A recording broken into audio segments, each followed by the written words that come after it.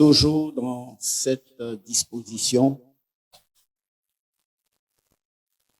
nous allons écouter la lecture qui précède la prise du repas.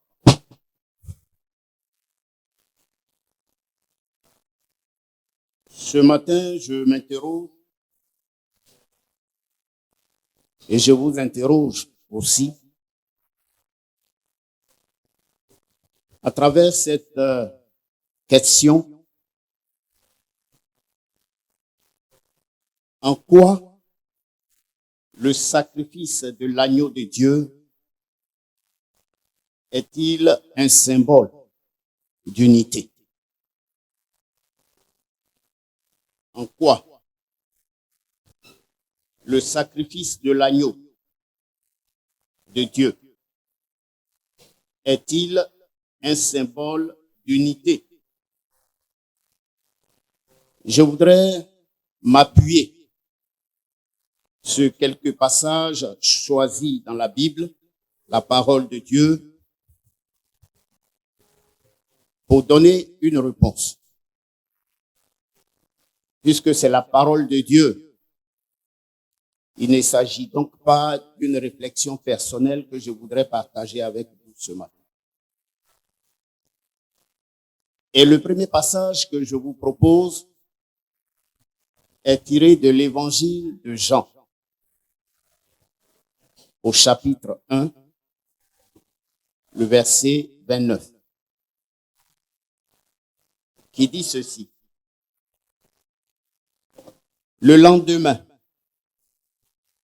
il vit Jésus venant à lui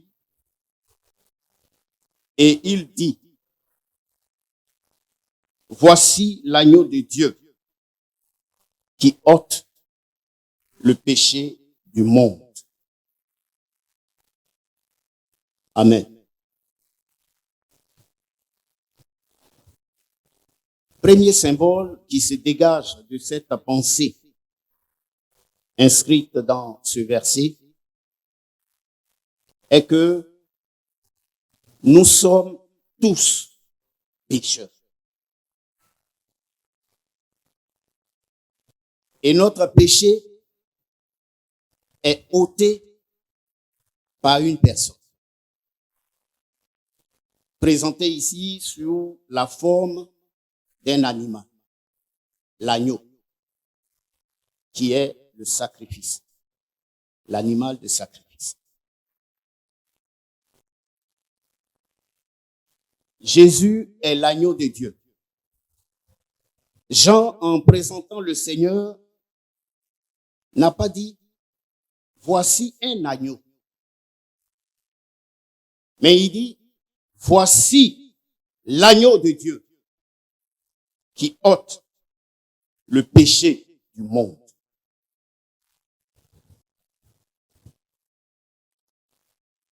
Nous nous reconnaissons tous pécheurs.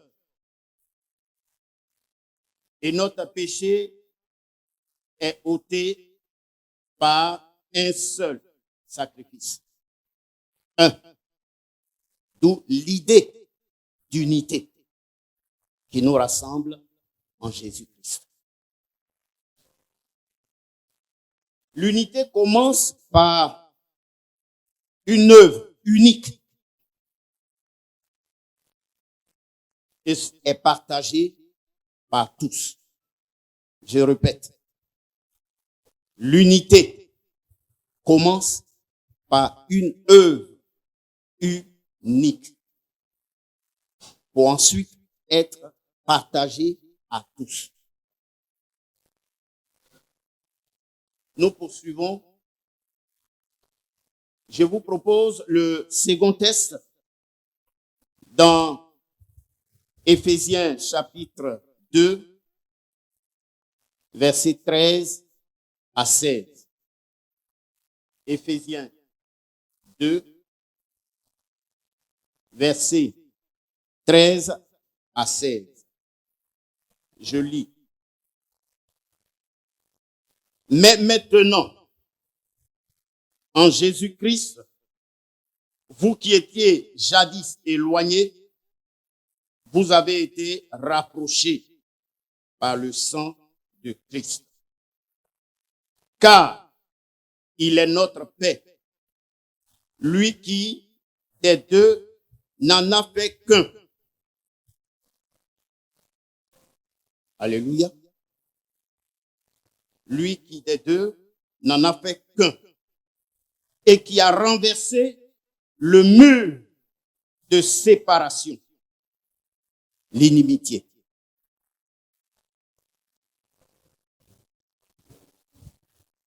Nous sommes bien différents dans la maison de Dieu.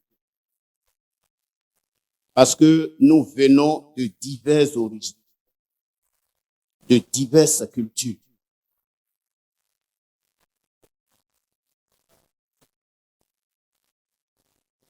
Notre histoire sociale n'est pas la même. Mais pourtant, Dieu a décidé de nous rassembler pour que nous soyons un. Et son sang qu'il a fait couler par le Fils de Dieu lui-même, son sang qui a coulé, a fait tomber des murs. Quand on dit ça, comment le sang, si on prend ça vraiment au sens humain, mais Dieu se sert parfois des faits physiques, des faits naturels pour montrer la véracité de sa parole. N'avez-vous jamais vu des eaux emporter des bâtiments tout entiers, faire sauter des barrages? Le sang de Jésus est plus fort qu'un tsunami. On dit qu'il a renversé les murs de séparation. S'il renverse les murs de séparation, c'est pour que nous soyons, vous et moi, un. Un avec lui et un entre nous.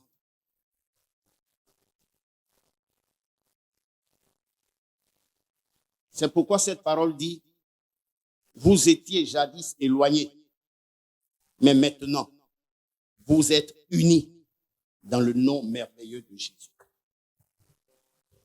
Un seul corps, partagé, un seul. Ce que nous voyons ici est d'une importance capitale pour le Seigneur. Le pain que nous partageons, le vin que nous partageons également, forment, sinon participent à notre unité. Alléluia. Vous voyez, si le Seigneur lui-même a pris le temps de dire, chaque fois que vous vous assemblez, faites ceci en mémoire de moi. Ça veut dire que c'est très important. Dieu veut nous voir unis.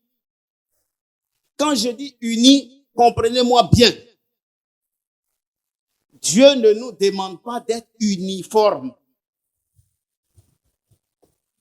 Mais il nous demande d'être unis. Madame Cho ne peut pas être Nyala. Est-ce que tu me comprends bien? Parce que chaque personne a sa caractéristique. Mais une seule chose nous unit, c'est la mort qui s'est faite à la croix de Golgotha. C'est lui, le ciment de notre relation.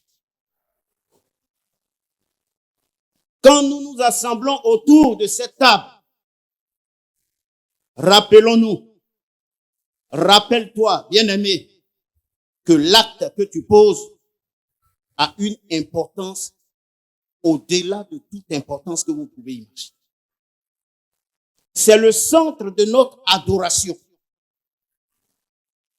C'est le centre de notre adoration.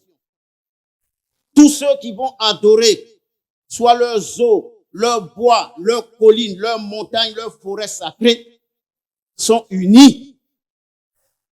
Le monde, là, des païens, sait s'unir autour de leur idole. Or, ici, nous avons plus qu'une idole.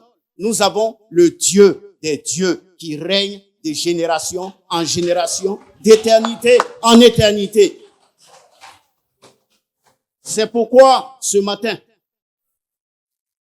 le Seigneur t'invite à briser le mur de séparation entre toi et toi.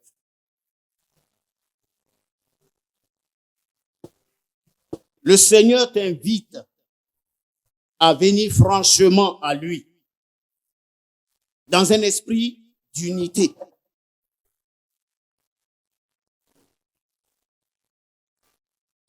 La Sainte Seine est l'aspect visible de notre unité dans le Seigneur. La Sainte Seine nous permet de voir dans tout ce qui est spirituel que nous faisons ici, la réalité de notre union avec le Seigneur et entre nous. Parce que c'est un pain qu'on prend, qu'on déchiquette en morceaux et puis on le partage. Mais au départ, c'était un bloc.